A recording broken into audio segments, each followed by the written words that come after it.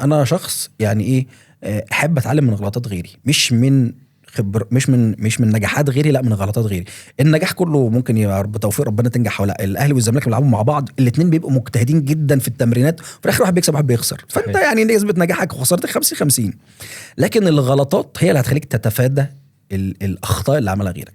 فانا قبل ما افكر ان انا ابدا دارك انتريك بيزنس حقيقي، قعدت مع كل اصحابي اللي عملوا شركات فاشله، اللي قفل شركه ليه واتنين. شوف هو قفل ليه. والله ده بجد. نايس. واتكلمت مع اكتر من حد يعني من اللي انا بثق في رايهم بقى وخبراتهم، فقعدوا قالوا لي كل النصائح اللي كان من ضمنها زي ما قلت لك، انت تبقى مأمن نفسك سنه لقدام كمصاريف ومرتبات والكلام ده كله.